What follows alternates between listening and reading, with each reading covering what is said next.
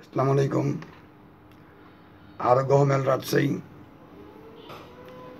আজ আমি আপনাদের সামনে হোমিওপ্যাথিক মলম রাক্সটক্স নিয়ে কিছু আলোচনা করব। রাক্সটক্স এটি একটি হোমিওপ্যাথিক মলম। রাক্স উপাদান, রাক্সটক্স মানে এটা উপাদান। রাক্সটক্স মাদার 80% ও অন্যান্য উপযোগী উপাদান সমন্বয়ে প্রস্তুত করা হয়েছে। এর কার্যকারিতা সম্পর্কে বলতে গেলে রোগীর সন্ধিস্থল এবং মাংসপেশি ব্যথার জন্য এটা ব্যবহার করা হয়। আচ্ছা, সন্ধিস্থলে মাংসপেশি ব্যথা করে কোন রোগীর সন্ধিস্থলে স্ফীতি সহ ব্যথা, আড়ষ্টতা এবং উত্তাপ্ততা, হাড়ের পিছনে মাংসপেশি শক্ত হয়ে যাওয়া, বাতজনিত বেদনা এবং সাইটিকা কোনো রোগীর যদি এই ধরনের কোনো সমস্যা থাকে সেই ক্ষেত্রে রাক্সটক্স মলমটি বাইক হিসাবে ব্যবহার করা যেতে পারে। আচ্ছা, রাক্সটক্স মলমটি বিশেষ করে যেসব ব্যক্তির বাতজনিত বেদনা তাদের ক্ষেত্রে বিশেষ করে অত্যন্ত কার্যকরী একটি রাক্সটক্স হোমিওপ্যাথিক মলম। এটি ব্যবহার বিধি কীভাবে আপনি ব্যবহার করবেন। এটি শুধুমাত্র বাইক ব্যবহারের জন্য। আক্রান্ত স্থানটি ভালোভাবে পরিষ্কার করে নিন।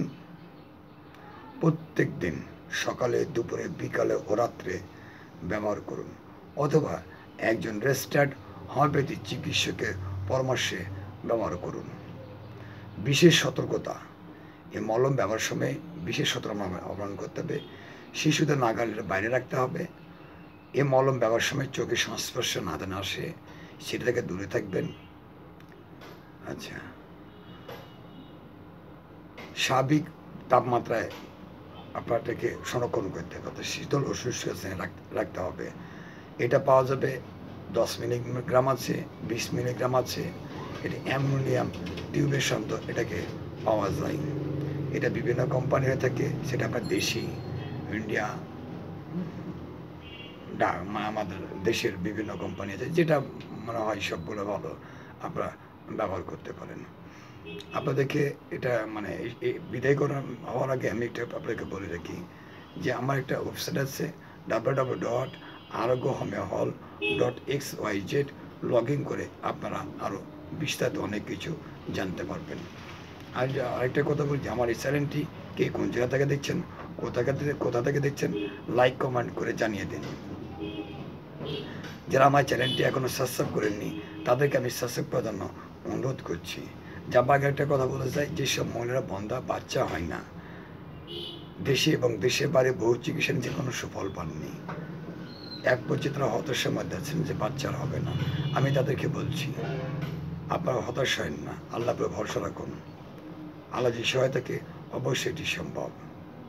আজকে এখানে শেষ করছি। আগামীতে অন্য কোনো আসলে আবার আলোচনা হবে। ভিডিওর নিচে আমার ডিসক্রিপশনে আমার লিঙ্কটা থাকবে, সেখানে বিস্তারিত ঠিকানা পাবেন। সবাই ভালো থাকবেন। আসসালামু আলাইকুম।